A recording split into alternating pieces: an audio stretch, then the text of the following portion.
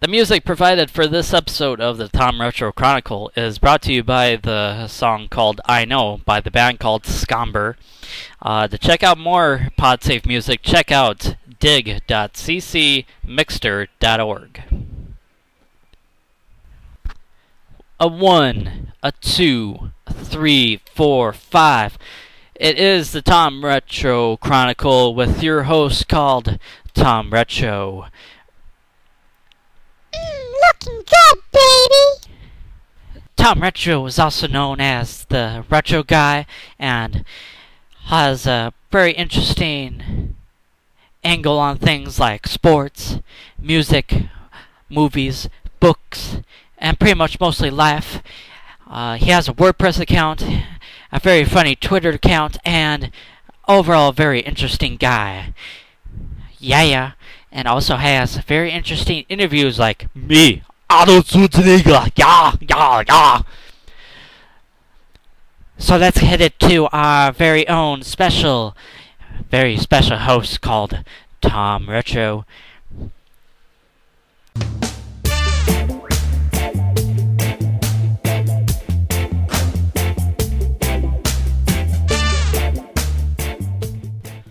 And welcome to the Tom Retro Chronicle. This is episode 2 of the Tom Retro Chronicle. And I am taping this on a very, pretty mostly sunny day here in the old Fargo, North Dakota. And it is, it's Wednesday on the day of Halloween. So I hope you all have a spooktacular day. Yeah, I kind of went with that pun. Sorry, but still, pretty. I find Halloween probably one of the more entertaining holidays of the whole entire year. I didn't get a costume this year, but why I didn't, I don't know. I just didn't find any reason why I should go out and get a costume or something. Especially now that I'm a college graduate and I'm trying to get through life, trying to get into my career and such, all that kind of stuff. But I was actually pretty close to buying something of a costume. It was like some Angry Birds head. I think it was like one of those red birds. Like, I think it's like the main one that you usually get out of an Angry Birds game. But excuse me. So yeah, definitely quite a bit of some memories from Halloween that I guess I could share with you. But then it would be at least a little bit boring. But I'll talk a little bit about Halloween.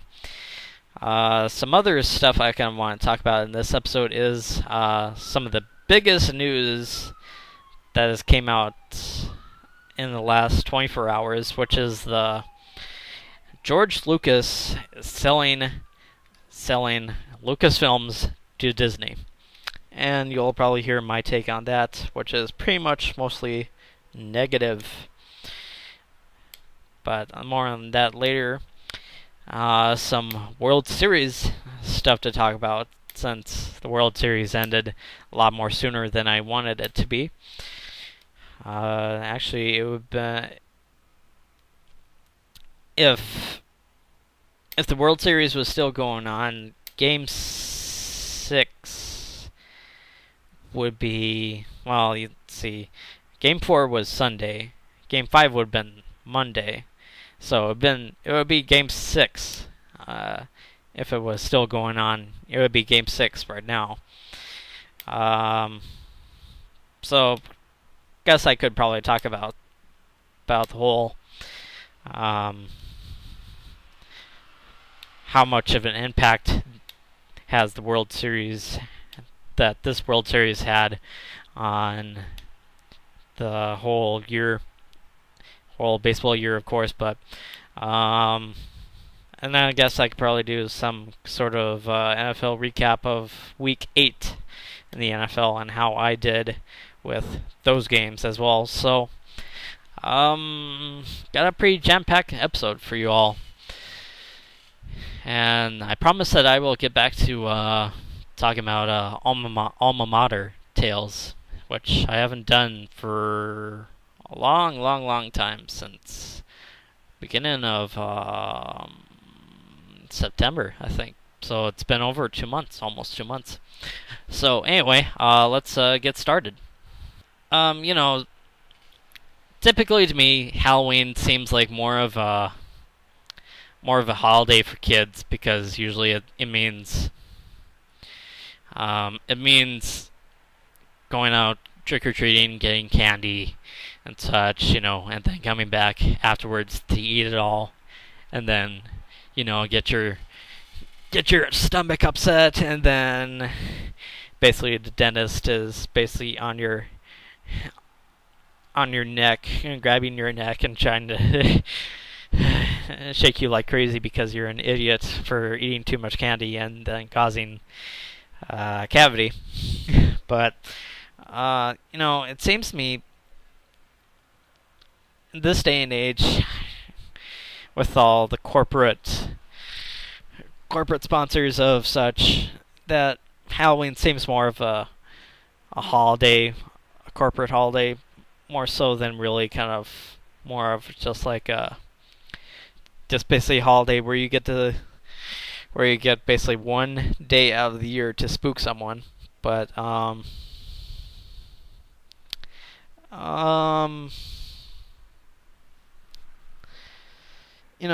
think, I'm not saying that's anything wrong with Halloween, but it seems more ridiculous nowadays. But see what else I gotta talk about. Some memories of Halloween that I have are, I think that I've been Batman for at least 3 times my whole entire life. I think it's at least 3 times that I've been Batman. I think that's probably the most times that I've ever been Batman. I think I was Darth Vader for 1 year, and then I was Spider-Man for 1 year, and then let's see, then I was Superman with not really like the exactly like the stereotypical Superman were, but I had it was basically red, blue, and yellow with that. So instead of the red cape with the yellow trim, I think it was like more of a yellow cape. I think if I remember right, but actually I think I was Superman for that Halloween. When I was in kindergarten, which was in 1995, oddly enough, I was Superman. Trying to remember who else I was for some Halloweens. Yeah, I think that was pretty much it that I can basically remember. The last time I ever went trick-or-treating was 2000. It was basically with my mother, because I didn't have a father figure anymore since my father died that previous March. So it was basically me and Mom, and basically we left a box of candy to people, and basically when we got back, the whole box was gone. So, well, the box was still there, but the candy was pretty much gone. So, I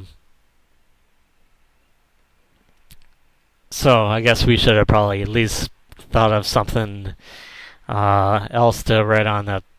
Say it would have been like, just take one at a time.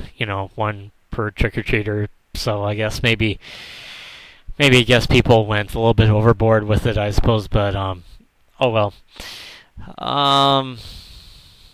See what else I gotta talk about. My neighborhood, which is basically pretty much a kid-oriented neighborhood, which is a family. It's basically a family-oriented neighborhood, which is kind of normal because basically where I live at, which is North Fargo. I live in the south part of town, but um, basically the north part of town is basically more of it's basically more of the quiet, sleepy area of the city, and South Fargo is kind of more of the busy metropolis area of itself. So, um, yeah, basically my neighborhood was basically pretty kid oriented. Uh, Basically, I think there were more families, basically more of the nuclear family than really just the uh, basically the single uh, parent, basically living out on their own kind of deal, I suppose. Um, but yeah, usually if usually my family would get at least about 60 trick-or-treaters at least. I mean, there were some kids on other blocks who would make the trek to over here. And it seems like more days it seems like more days people are leaving the state to go elsewhere. And I can't exactly blame them. I mean, what else is there to do around Fargo? I'm not sure. I mean, I'm contemplating about leaving here. Maybe not right at this moment, but maybe in a few years, maybe I might go out east or somewhere. But I am sidetracking by quite a bit so far. Anyway, back to Halloween. Some of my favorite candy. I'm basically a huge M&M's guy. I mean, if you give me a bag full of M&Ms, I would probably snarf it down about at least about 5 minutes. 5 minutes time at least. And I'm talking about the fun size that you usually get like a gas station, of course. But if you give me an M&M's bag, I'll probably snarf it down in less than 5 minutes, at least. Easy 5 minutes. Some other candy that I do like is Butterfingers. Huge Butterfingers guy. In terms of the regular kinds or the Butterfinger minis, I don't know. I like both. I don't know. As long as they're crunchy and taste good, I don't give a crap about that. But some other candy I like, Kit Kats. I'm a huge Kit Kat fan. Snickers, Crunch Bars, just basically your whole, basically the whole Mars company that I love. The candy in that company is pretty good. I've never been a huge hard candy fan. I don't know why. Like, I don't know. It seems like candies should be like eaten less than a few minutes, but hard candy, I don't know. It just seems weird to me, I suppose. But that's just me, of course. But let's see. Trying to think of some other memories that I have. Oh, I think we actually got snow one time when I was a kid. I think it was like the day before Halloween, the 30th. We managed to get at least a good size amount of snow for Halloween, and I'm trying to remember. I think it might have been 1996, which was I think it was 1996 that we ended up getting this huge winter thing, and then there was a huge flood, the flood of 1997. If you live around here in the area, um, anyway, at least I think it was 1996, but I could be pretty wrong on that one. But yeah, it wasn't that much of a joy. I mean, Halloween should be more of a holiday where you can basically open yourself up to the world and basically be something else that you're not accustomed to being. And basically, when it's basically 20 degrees outside, you basically have to wear a coat, and basically ruins the whole idea of Halloween. Just it's stupid. It's stupid. Um, it's just stupid. Anyway, some other thing remember, some other memory that I remember. Uh,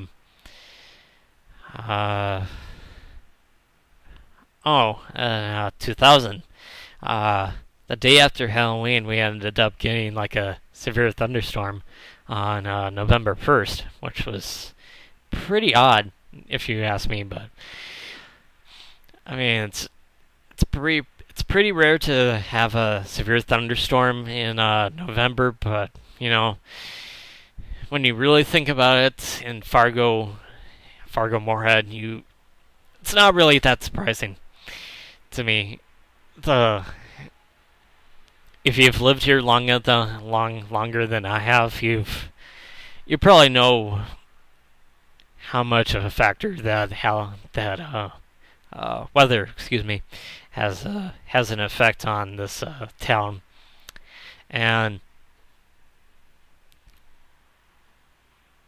basically Mother Nature has more tricks than treats, if you know what I mean.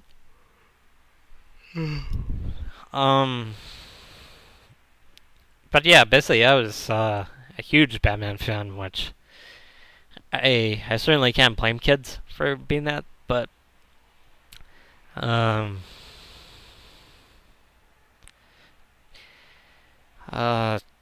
trying to think of some other. Oh. This is not even close to Halloween, but um this was actually my freshman year. Let's see, somehow or another I would insert an alma mater tale into this somehow or another, but um anyway, my freshman year of college, I was kind of involved with my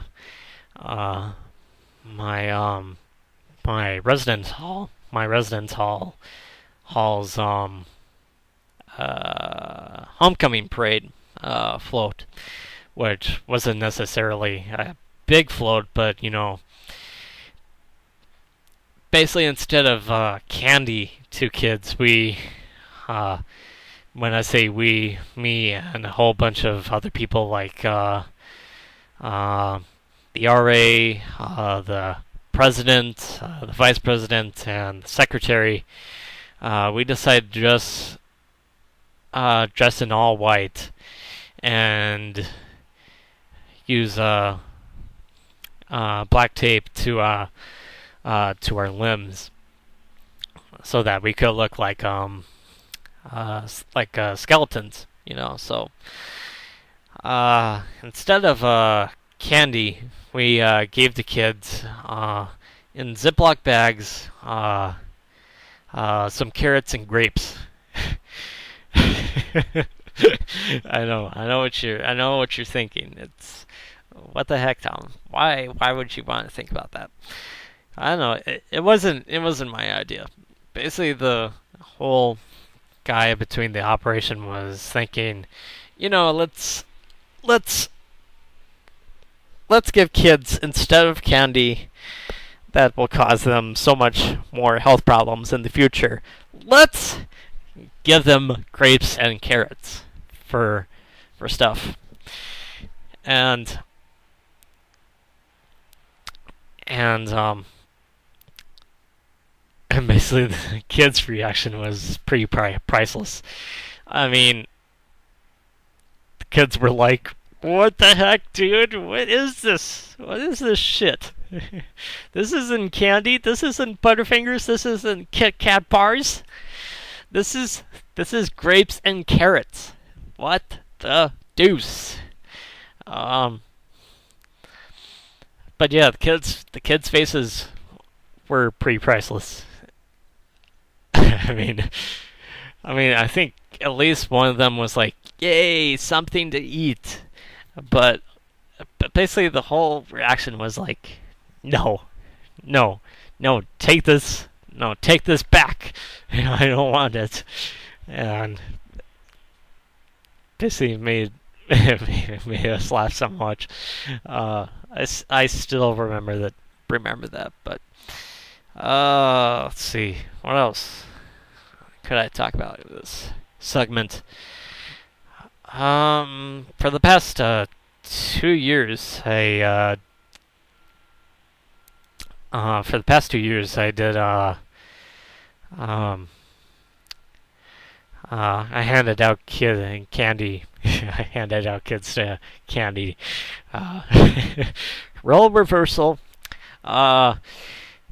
Basically, for the last 2 years, I volunteered to give out candy to kids and such.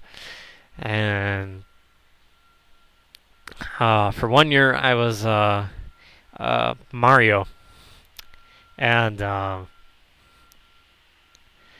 basically one of the most cutest things that I've probably ever seen was this little Mario. And somehow or another, I always knew that at least one of these kids would dress up as Mario.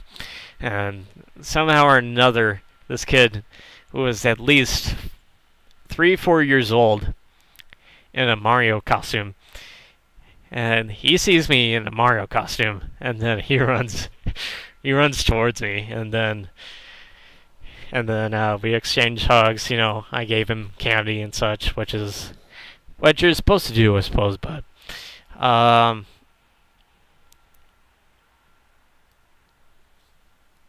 you're supposed to give candy and such, but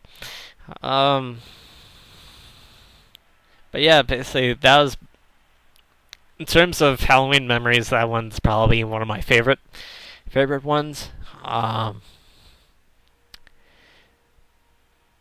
But yeah, going back to my original argument, Halloween's always been a kid's holiday.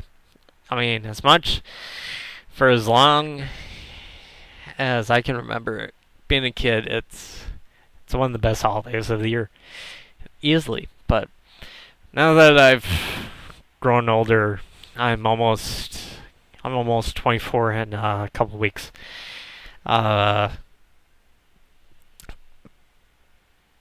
Basically, Halloween's been more of a kid's holiday than a adult's holiday.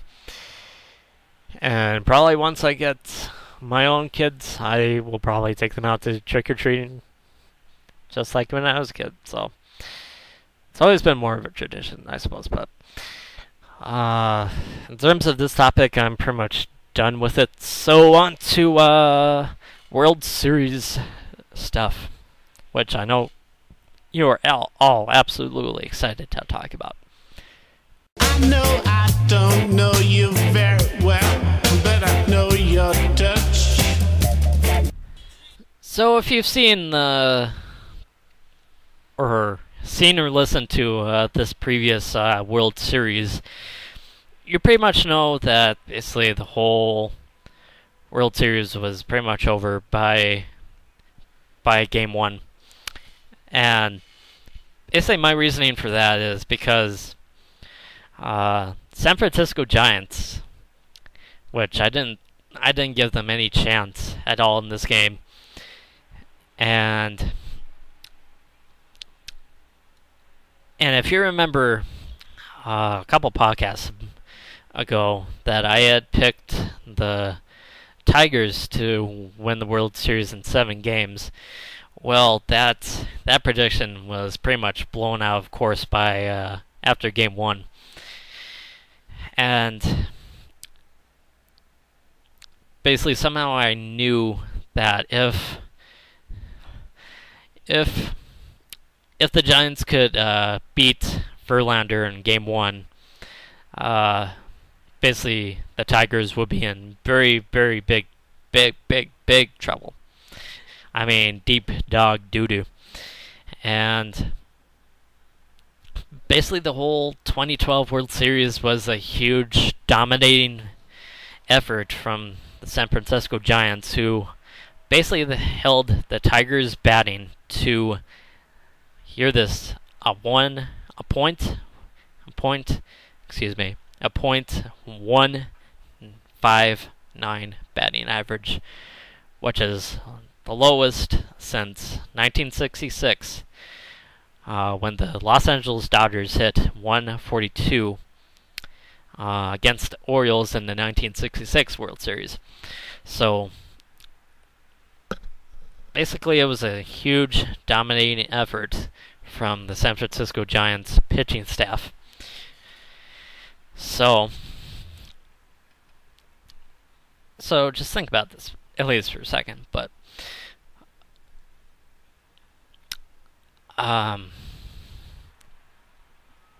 basically a week ago, the Giants were thought to be dead and buried when the Cardinals were up 3-1 in the NLCS. And I thought, good Lord, I thought the Giants would never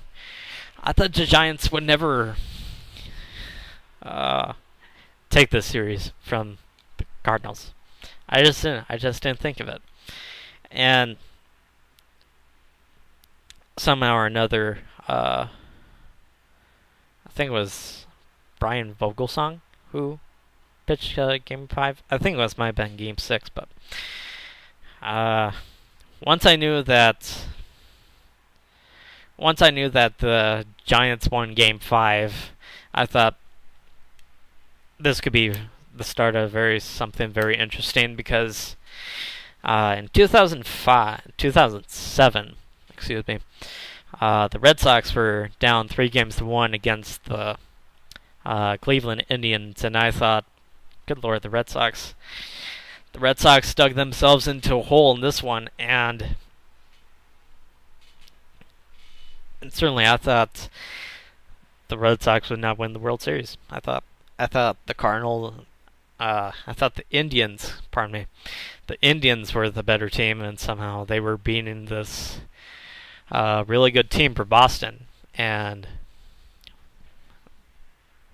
basically, Game 5 was a nail biter. Game 6 was a little bit more of a pressure easer, because I thought, the Red Sox have the momentum right now in this game, in the series, and Game 6 they won, and then they finally won Game 7 in Boston, and they basically swept the Colorado Rockies, who had a huge layoff after beating the who did the Rockies? Who did the Rockies beat? I think they beat the Diamondbacks, didn't they? We'll have to see. Take a look at this. Okay, yeah, they did beat the Diamondbacks. 4-0. And in the previous World Series in 2006, the St. Louis Cardinals beat the New York Mets 4-3, and basically the Detroit Tigers beat the Oakland Athletics 4-0 in 2006, and basically the whole layoff for the Tigers really affected them in 2006. The layoff in the 2007 World Series affected the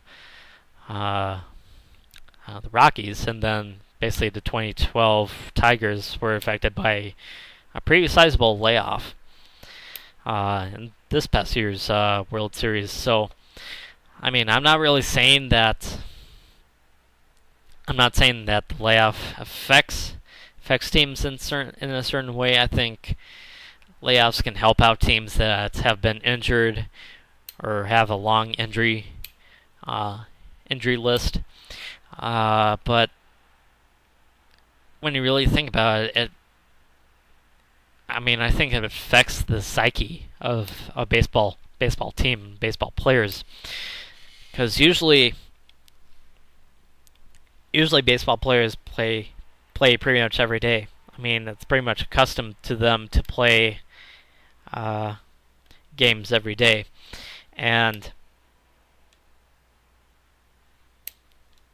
basically once you get at least a 5-day layoff, which I think the Tigers had a 5-day layoff since beating the Yankees in the ALCS, and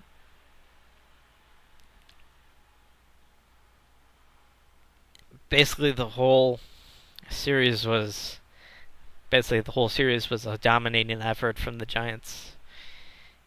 And I basically doubted the Giants in 2010. I picked the Rangers because I thought hey, why not pick the Rangers? I thought they were the hottest team in baseball at that point 2 years ago, and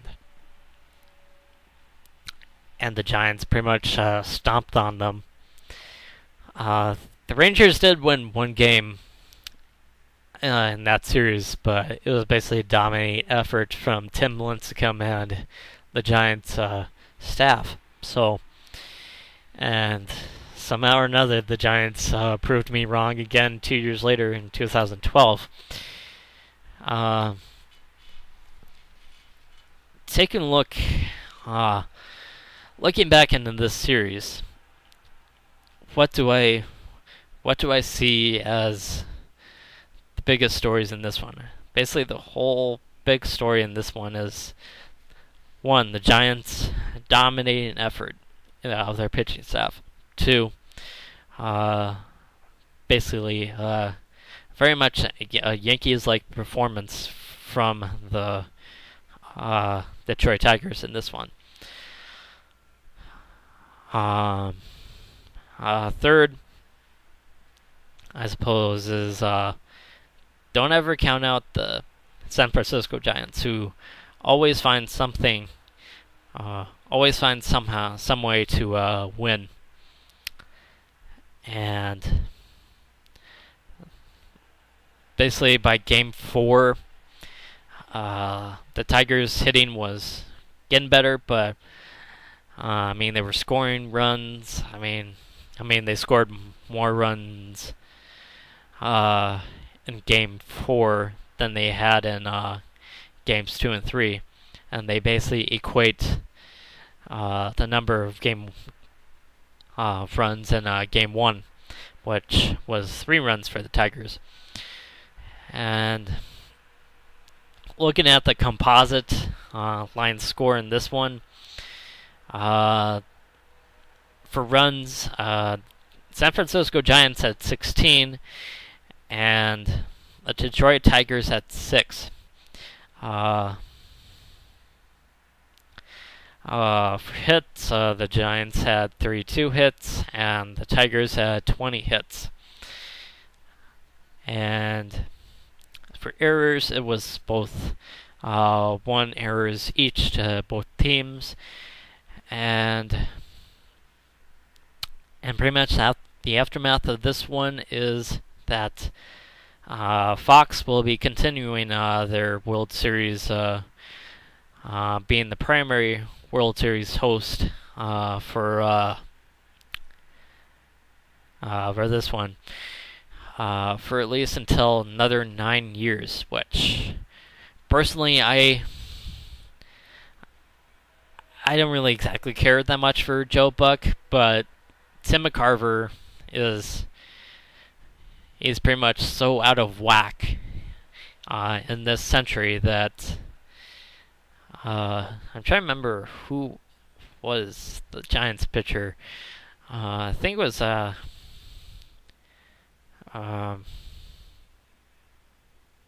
to remember who got hit in the head from a line drive from a Tigers player. And basically Tim McCarver was saying pitchers should wear batting helmets. And I'm like, no, why would you even consider that, you dumbass? One, batting helmets are not... Batting helmets are pretty loose when you really think about it. Batting helmets are pretty vulnerable to getting fallen out because when you're throwing a 99 mile per hour fastball, chances are that batting helmet's going to fall off and it's really going to affect your mechanics by quite a bit. So basically, getting hit on the head, if you're a pitcher, getting hit on the head is basically part of the game. I mean, I really hate to say that, but it's part of the game. Guys get hurt. The baseball is going to hit in so many different directions that if it's coming towards you, duck. Get out of the way. I mean, yeah, it's a split-second reaction, I suppose, but when you really think about it,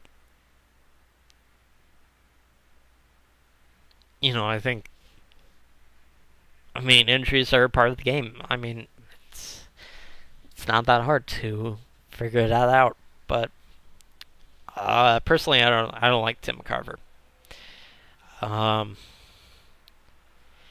But I don't really have that much low of an opinion of Joe Buck. But I don't exactly care for the guy, but he's okay. He's okay in my book, but for Tim McCarver, I hope Fox gets rid of him sooner or later. I hope. So for this topic, I'm pretty much done with talking about it. So on to the next topic. In your embrace, around the corner from your place. So for this last topic, I'm going to talk about. I'm going to save Week 8 recap until tomorrow for episode 3, which kind of makes sense because I will be talking about Week 9 in the NFL season. So I will hold on that off for tomorrow. So for this third last topic, talk about the most biggest news story, at least for me, that kind of somewhat affects me in some sort of way, is George Lucas selling Lucasfilms to Disney. Now, when I first heard about this, I thought, why George? Why would you want to do this? And apparently Disney is basically gonna begin planning on making a seventh Star Wars movie, which I am guessing it will be basically after the events of Return of the Jedi, and basically I thought to myself, why would you want to sell out, George? Why would you want to do this to your own company and to your own fan base that has loved this movie franchise since 1977? And why would you want to do it? I don't understand it. But basically, he's retiring, I suppose. Basically, my entire opinion of George Lucas at this point is at an all-time low. I thought it was like before fan of Phantom of the Menace. I thought, hey, George Lucas is pretty cool. I mean, he's done some other kind of cool things, like I think he was the executive producer for the movie Willow, which is a pretty good movie. Pretty good 80s movie. And I'm trying to think of some other ones that he did. One of the worst, probably one of the worst films ever made, Howard the Duck. Howard the Duck. Basically, the only good thing in that movie was Leah Thompson. And that was pretty much it. And other than that, he did his first film was called THX dash 1198, I think it was called 1138. I think it was some film like that. It was like basically like a kind of a science fiction kind of story, like it seemed like Star Wars at least somewhat, but I haven't seen it, so I can't really talk about much about that. But probably his most famous work other than Star Wars is the American Graffiti series, which you have based on, I believe Ron Howard is in that movie. A very young Harrison Ford, which he basically got his start in the movie business and starring in that movie. But he was kind of an unknown until he was Han Solo in Star Wars of 1977. And basically I wished George would have done a little bit some more movies other than Star Wars, because I mean, yes, I get that he's the brainchild of the whole Star Wars universe, and I believe that it's his vision. But in my opinion, after Phantom of the Menace, excuse me, I keep on saying that wrong, but after that movie, basically the whole Star Wars movies kind of went downhill. I thought Attack of the Clones was the most awful movie, most awful Star Wars movie ever. It was definitely my most less liked Star Wars film ever. Revenge of the Sith, 2005 was. It was a little bit better, but somehow or another you knew what was going to happen in that movie, but the acting was kind of shit. I mean, it was practically shit in that movie. So basically, The Phantom Menace was basically my most favorite Star Wars film in the prequel trilogy. And basically, if you know me, the whole original trilogy, my favorite still. The Empire Strikes Back. It has, I don't know, it has that feel to it. I don't know why. I mean, it's such a depressing movie, but yet it's so good. It's so tantalizing to watch it every now and then. But I don't know what is up with the Empire Strikes Back. What people really think of it. I mean, there are some people that think Return of the Jedi is a better film, but I still look at A New Hope as probably the best, other than Empire Strikes Back has been the second best Star Wars film, and then Return of the Jedi is probably my third. And then my fourth is Phantom of the Menace, and then fifth one was Revenge of the Sith, and then the Attack of the Clones. So,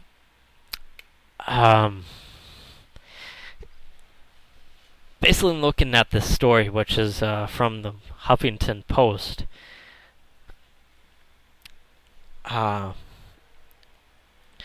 Basically, it quotes him as basically some of the quotes in the article. George Lucas says, "It's now time for me to pass Star Wars on to a new generation of filmmakers. I have always believed that Star Wars could live on beyond me, and I thought it would be important to set up the transition during my lifetime." Okay, first off, George, in terms of Disney, Disney is one of the most controlling companies out there in the market. Personally, I thought you would have gone for Universal. Universal is infinitely better than Disney in terms of films.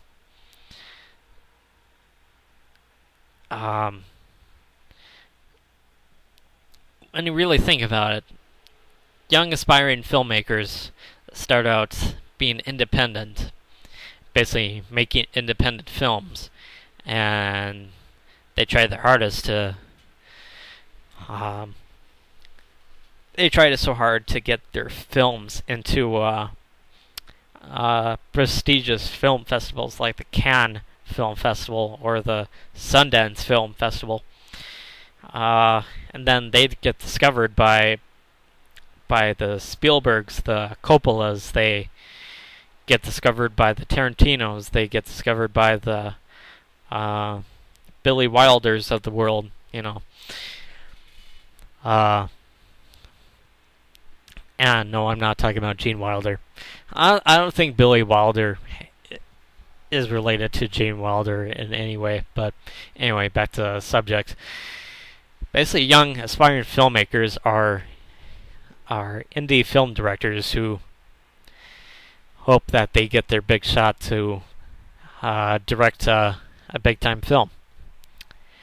And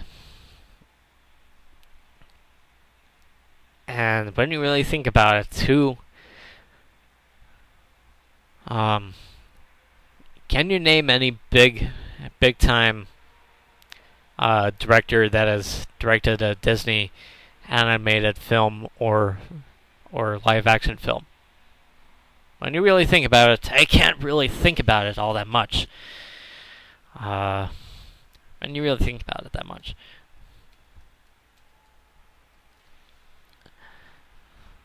Like, think about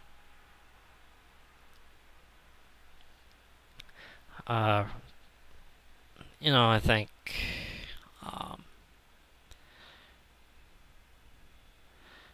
well, think about it. Who has Steven Spielberg, excuse me. Has Steven Spielberg directed any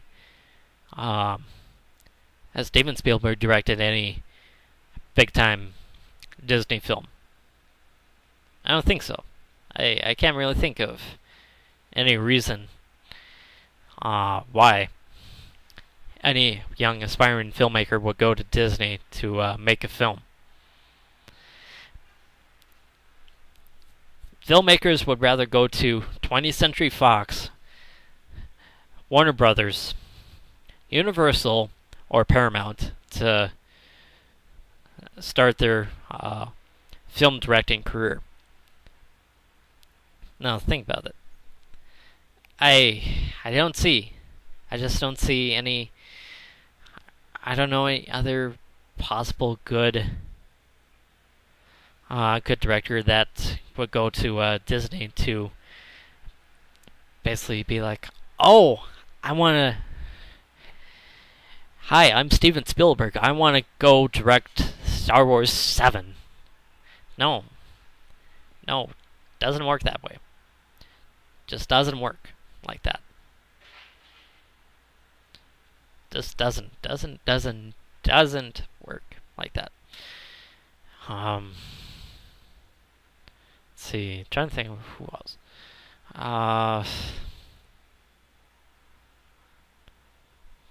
No, I don't think any.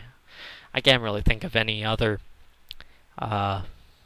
director. I can't think of any director who has directed a Disney film. Just doesn't work. Just doesn't work like that. No.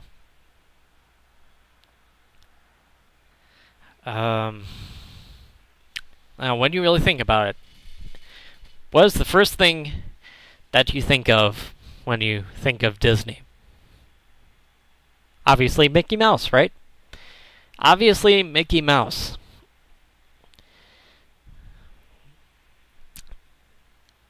No. Now, I could be absolutely wrong about this whole entire opinion of mine, but when you really think about it, Disney is much more family-oriented company, and Star Wars is a little bit more of a family-oriented film franchise, but they're still pretty violent movies. I mean, think about it. I just don't think the marriage between Star Wars and Disney works. That's just my opinion. That's all. That's just all that I really think about when I think about this whole entire deal. I consider Disney to be the evil empire.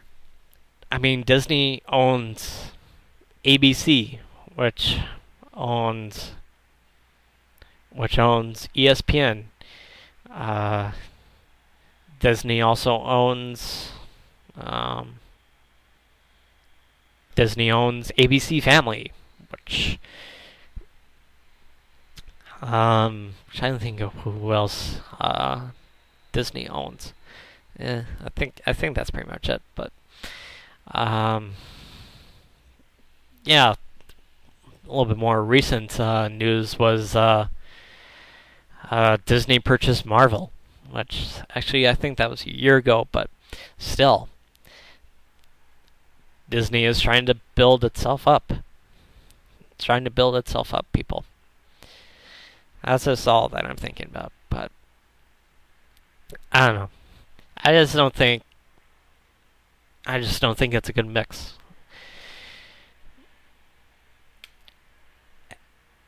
If Star Trek did that sort of thing, I would disown Star Trek. And I'm still holding on to the original trilogy of Star Wars. I mean, like it was as my own kid. One could probably say that I'm too overly attached about it, but hey, Star Wars fans are one of the most loyal fans on Earth. So are Trekkies. So are, I don't know, Sex and the City fanatics. I don't know. I suppose Batman fans are pretty loyal too. Wink, wink, no judge. So, in terms of this episode of this podcast, I am done with it. So, check out episode 3. I'm going to be taping that tomorrow, and hopefully I will upload that tomorrow as well. So, stay tuned for that. So thank you for listening to this episode of the Tom Retro Chronicle. And I will see you all tomorrow at some point. So thank you for listening to the podcast. Peace out.